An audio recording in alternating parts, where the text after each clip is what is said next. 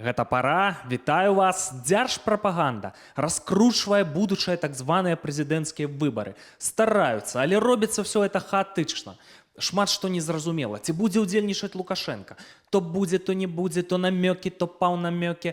Няма канкрэтнай даты, называюць то люты 25-го года, то бок вось-вось. То ліпень, то яшчэ там нейкія дзве даты. Яснасці абсалютна няма. І чаму так? А таму, што сітуацыя больш чым турбулентная. Ёсць шмат фактараў, якія гэтую сітуацыю могуць перакуліць з галавы на ногі. Гэта і вайна, і Украіна, і Крэмль вядзе сваю гульню, і Захад, і Кітай, і яшчэ там шмат іншых фактараў, і паспрабуй тут разбярыся. Таму мы на партнёрскім канале «Рацыя» зрабілі гутарку з вельмі неардынарным заходнім экспертам. Гэта Арне Віедла, эстонец, вельмі беларусацэнтрычная асоба, нават інтэрв'ю праходзіла па-беларуску, ну мы задавалі пытанне. Чалавек, які цудоўна ведае Захад, рилпалітик там і гэтак далей. Што яны збіраюцца рабіць з Беларусю? Цудоўна ведае Украіну, цудоўна ведае Крэмль. І я пачну з першага стратэгічнага прагноза ад Арне Віедла. Многія здзівяцца, магчыма, што Беларусь дакладна стане чальцом Еўрапейскага Саюза, то бок у нас будуць еўрапейскія пашпарты, магчыма, ўжо хутка. А Крэмль не будзе супраціўляцца, ён будзе зацікаўлены. Яны будуць упихваць Беларусь у еўрапейскі звяз. Паслухайце самыя. Я всегда говорил, что да, Беларусь это естественный кандидат в члены Европейского Союза. Естественный. У Беларуси все есть для того, чтобы, вот если ввести это изменение, которое я говорил, чтобы вступать в Европейский Союз. Конечно, этот процесс это не происходит за один день. Но у Беларуси, конечно, больше этих возможностей, чем, скажем, у Армении, да? Или Молдавии на самом деле. Другое дело, что, конечно, здесь, конечно, нужно и геополитический такой сговор, в том числе, конечно, с Москвой. А я думаю, что вот такая шуткая история в том, что на самом деле в Москве там не особенно новым руководителям там будет это волновать, что Беларусь будет в составе Европейского Союза. Может быть, наоборот. Поэтому вот такая перспектива у Беларуси на самом деле есть. І што вы думаеце, што калі Беларусь будзе прасіцца ў еўразвяз, то ў Крамлі будуць у далоні пляскаць? Что делать? Путин разрушил страну. Строили там 50 лет, да, нефтегазовый союз с Европой. Это дало России немыслимые деньги. Немыслимые деньги. И Путин это разрушил. Нету богаче клиента, чем Европа. Это там вся Азия, и там это все бедные страны, денег нету. Хотят получить за копейки все эти нефтегазовые вещи. И Путин все это похерил. Это огромную, так сказать, денежную машину с Европы. Но понимаете, какое сложное положение Путин поставил вообще российское государство. Это сложнейшая ситуация. Поэтому, конечно, новые руководители России должны быть открытым к новым решениям. Россия не может платить за никакие оккупированные территории. Это нереалистично. Не может он там содержать уже там Беларусь. Это не надо. Просто не надо. Надо найти новое решение. И какое-то новое решение есть. Ну, конечно, то, что есть богатый Европейский Союз, и можно и для России нужно развивать отношения с этим Европейским Союзом в будущем. И для этого, конечно, было бы неплохо, если в Европейском Союзе были бы какие-то государства, которые более, так сказать, лояльны, скажем, Кремлю в Москве. Это выгодно в том числе и для нового руководства Кремля, чтобы Белоруссия была бы в составе Европейского Союза. Это мое убеждение, я так это вижу. И поэтому а это и есть такая неожиданность. Неожиданный поворот событий. Я не говорю здесь о НАТО. Об этом говорить рано. Мы не знаем, как это процессы будут идти, что касается военных союзов. Но то, что как мы видим, как Сербия двигается мощно в сторону Европейского Союза, будьте уверены, когда будет изменение России, там будет более реалистичные руководители, то будет и вот то, что и Беларусь будет направляться в сторону Европейского Союза. Самым естественным членом Европейского Союза в этом регионе не Украина, а Беларусь.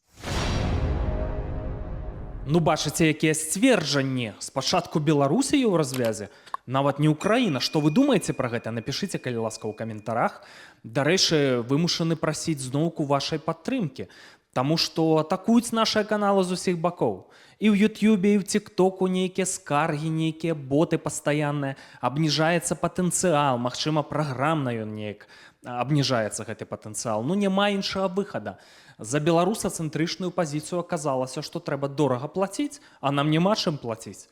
І адзіны варыянт, які магчымы, ну, каб вы падтрымалі, каб каментавалі каму бяспечна, падпісваліся, каб былі рэакцыі, каб шырылася вось гэтая беларусацэнтрычная думка, а я пераходжу да так званых прэзідэнцкіх выбараў 25-го года. Вельмі цікавая сітуацыя.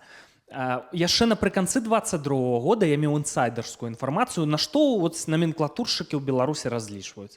Яны разлічвалі, што атрымаецца перагарнуць старонку, што вайна так ці інакш скончыцца, там Расія не атрымае там сакрушальнай паразы, будзе нешта накшталт мінскіх дамоўленасцяў. Лукашенка там, магчыма, міратворцам выступіць, так?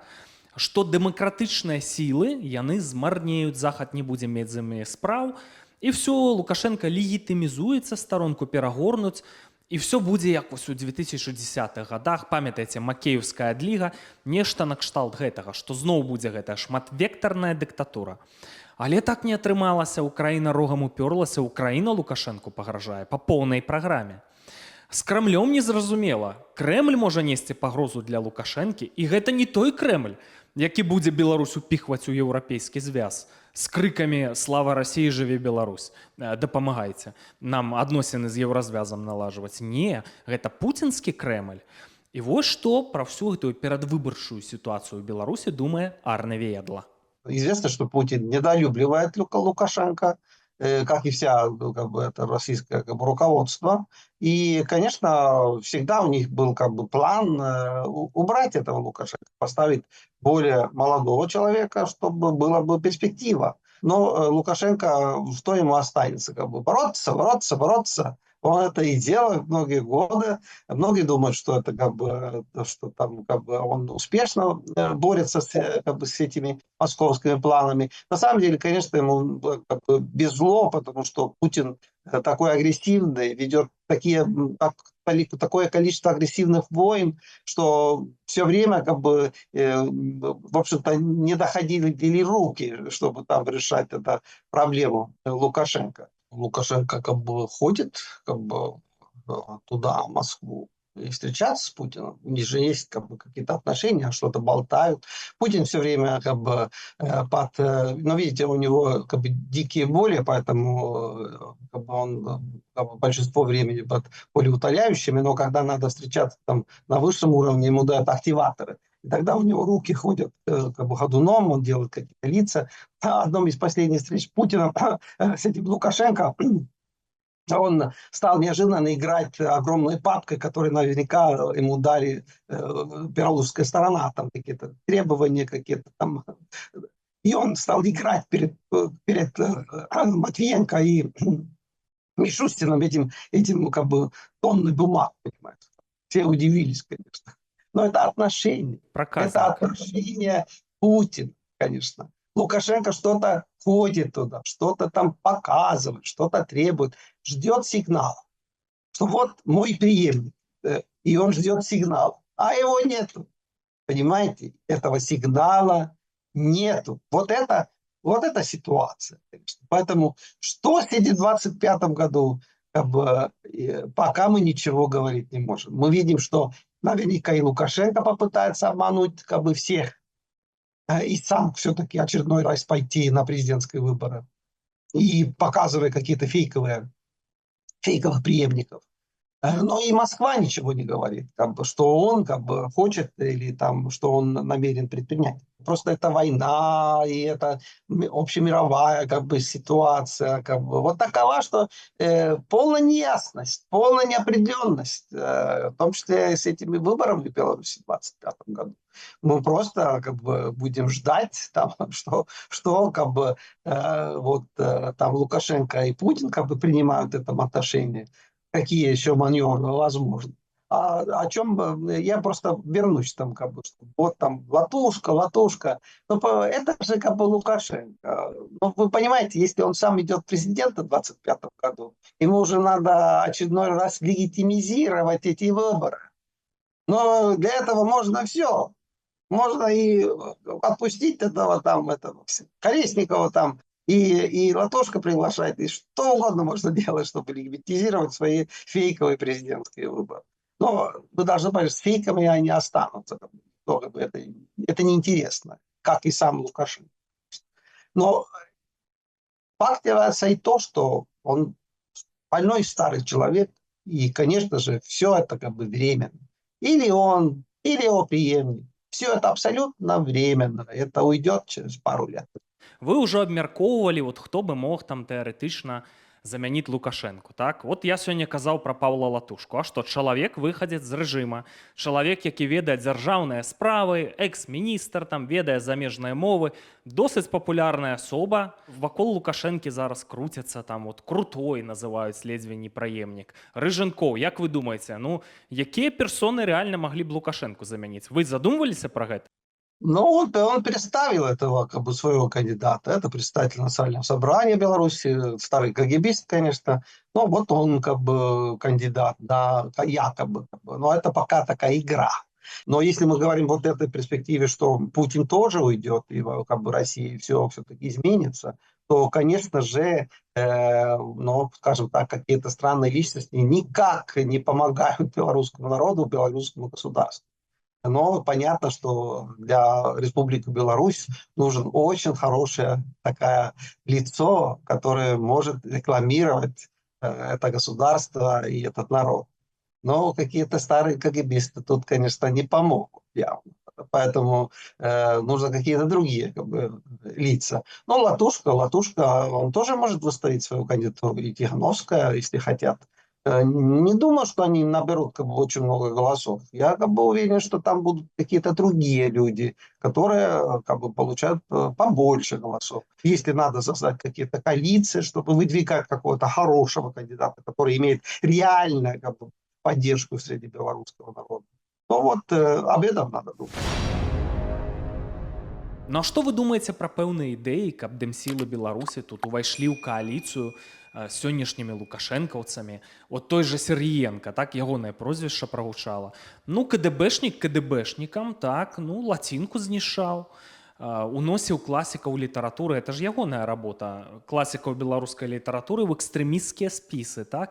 Ну, твар у чалавека добры. Вось калі здымаць кіно пра КДБшніка, то вось на ролю і не выбераш Сергіенку. Максім Рыжанкоў, шэф міністэрства замежных справаў. Лукашыст лукашыстам, але кажуць, што вядзе сваю гульню і калі надарыцца момант, то можа закрычаць і жыве Беларусі, віве Еўропа і все, што заўгодна. Помніце, быў такі Михаил Русы, віцэ-прэм'ер. Вот мне здаецца, што такога чалавека пасылаць, прасіць там гранты на захадзе, нейкія там інвестыцыі, фіндапамогу, што это вот вельмі добрая ідэя, дарэчы, так? Роман Галоўчынка, прэм'ер-міністр. Лукашыст лукашыстам, а пэўнае гістарычнае пытанне курыруе, там раскопкі Менскага гарадзішча. Менск быў, Масквы не было, Варшавы не было, Берліна не было. Таксама такая кандыдатура магчымая. Напішыце, калі ласка, ў каментарах, што вы думаеце, датычна падобнай ідэі. Ну, што тычыцца прэзідэнцкіх выбараў, зразумела, што сітуацыя непрадказальная, як порах, адна іскрынка і прывет. І да ўсёй гэтай непрадказальнасці дадаецца фактар Украіны. Я ўжо чую не ад першага вайсковага эксперта. Там ад грамадскіх дзеячоў шмат такіх меркаванняў, што Украіна перайшла да несіметрычных адказаў, да непрамых дзеянняў, і абсалютна чытаецца варыянт, што яны могуць зайсці на тэрыторыі Беларусі. Уявіце сабе, як дэстабілізуецца сітуацыя і якая гэта праблема для Крамля.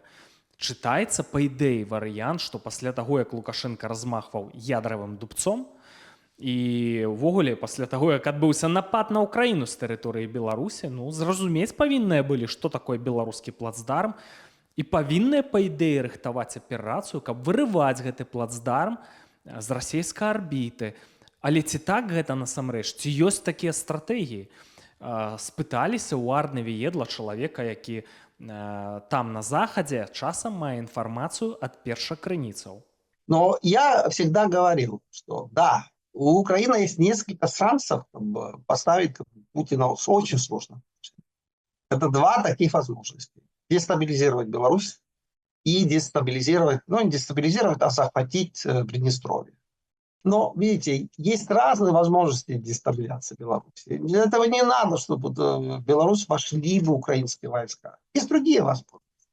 Но, понимаете, уже с 2020 года мы видим совсем другое. Ну, берем западное правительство, да, их отношения к Беларуси, их действия. Но мы видим, что они не хотят вооружения. Они не хотят никаких таких военных действий даже со стороны оппозиционных групп на территории Республики Беларусь. И понятно, что вот Украине была бы возможность там вооружать оппозиционные группы Беларуси, чтобы они там внутри государства действовали. Но мы то же самое мы понимаем, что явно есть сопротивление западных государств, чтобы этого не было, чтобы этого не случилось. У них такая тактика. Ну,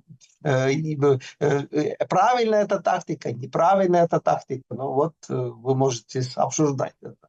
Я думаю, что неправильная тактика. И в 2020 году надо было вооружить оппозицию. И во время вот этой страшной, конечно, катастрофической, конечно, агрессии 2022 года, конечно, ну, особенно надо было все это делать. Да, конечно, видите. Но я понимаю, что здесь очень сложно. Мы не должны тоже здесь быть наивными. У администрации Зеленского есть свои отношения с Лукашенко. Одно дело, они тоже смотрят геополитическую ситуацию, возможности всякие военные. Другое дело, что есть какие-то отношения. Да, есть отношения, да, самые разные. И, может быть, от этого вот все и танцует. Што нам застаецца? Рыхтавацца да непрадказальных падзеяў, якія, канешне, могуць быць у Беларусі. Я, дарэчы, не ўпэўнены, што вось дэмакратычныя сілы ў выгнанні вельмі тут падрыхтаваныя да гэтых падзеяў, пра якія гутарка вядзецца. Ну, самае важнае, што ў Беларусі, што ўнутры краіны. Чытаю лукашэнкаўскую прапаганду, там вятры дуюць ужо ў іншыя бакі. Няма тых бясконцых затрыманняў, унутранай вайны, якую самыя яны прыдумалі. Там ужо ўсё мір, дружба народаў. Каторы дзень мусоляць тэму, што вот раздалі пашпарты замежным грамадзянам. Бяруць інтэрв'ю у афганістанца, пытаюцца, дэмакратыя ў Беларусі? Кажа, ой, яшчэ якая дэмакратыя? Я не ведаю, можа быць, это годны чалавек, там прыстойны. Мне гэта невядома, я нікога не хачу пакрыўдзіць, але бярыце інтэрв'ю адразу у талібаў. І ці ў Кім Чен Іна бярыце інтэрв'ю, ці дэмакратыя ў Беларусі? Ну, канешне, дэмакратыя. Ну, колькі локшыны на вушы не вешай, а наменклатуршыкі і беларускія вайскоўцы цудоўна разумеюць, у якой яны сітуацыі.